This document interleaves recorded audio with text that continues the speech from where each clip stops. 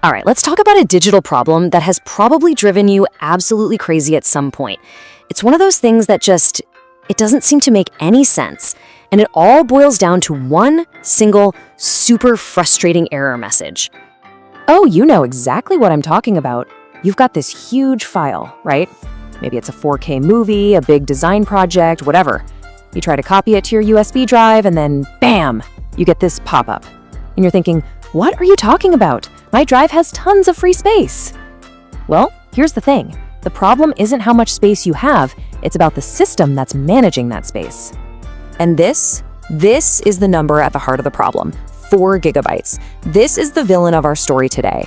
And it's not some random number either. It's a hard limit, a wall, that's literally built into the architecture of an older file system. So the culprit, the reason for that 4 gigabyte wall, has a name, FAT32. You've probably seen it before. It's incredibly common, especially on USB drives and memory cards you might have lying around. But here's the catch. It was designed for a completely different era of computers. FAT32, which stands for File Allocation Table 32, was a huge deal back in the 90s. I mean, it was a massive step up from its predecessor, FAT16. It let us use bigger hard drives and was way more efficient. But the most important thing to remember here is its age. It was born in a world long before anyone was thinking about downloading a single video file that was bigger than 4 gigs. So let's break it down. Here are the hard limits. With FAT32, you cannot have a single file that's larger than about 4 gigabytes, period. It also can't handle a drive partition bigger than 2 terabytes. So why is it still around? Well, it has one superpower: incredible compatibility. You can plug a FAT32 drive into just about anything, old cameras, game consoles, modern PCs, and it'll just work. Okay, but for our huge modern files, we obviously need a modern hero to solve this problem. And that hero is exFAT.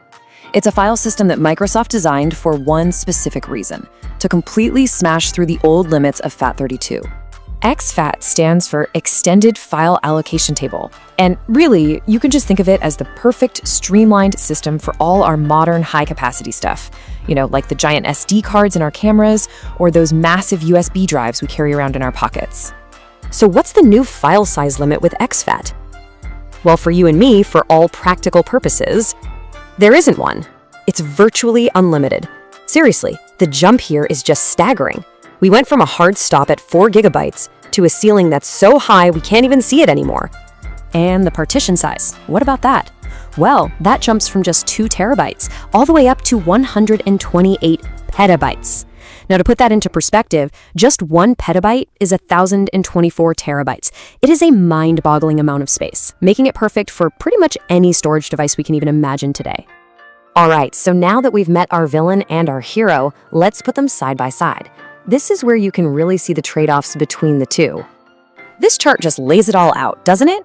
I mean, look at file and partition size limits. exFAT wins by a complete landslide. No contest. It also handles modern, long file names, which is a nice plus.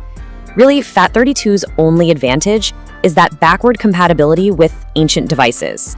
It's that classic story, you know? The old, reliable workhorse versus the new, powerful thoroughbred. So this all leads to the big question: which one should you actually use? Because it's not about one being universally better, it's about picking the right tool for the right job. Let's make this super simple. Here's your guide. You should probably stick with FAT32 only if you're dealing with a really old device, like an old digital camera or a game console that just won't recognize anything else. For literally everything else, you want exFAT. Transferring huge video files, using a big modern USB drive, moving stuff between a new Mac and a Windows PC, exFAT is going to be your best friend. So, there you have it. The next time you see that file is too large error, you'll know exactly what's going on, and more importantly, you'll know how to fix it. But it does make you think, right? We blew past the 4 gigabyte barrier with exFAT. As our files and data just keep getting bigger and bigger, you have to wonder, what's the next digital ceiling we're all going to run into? And what's that solution going to look like?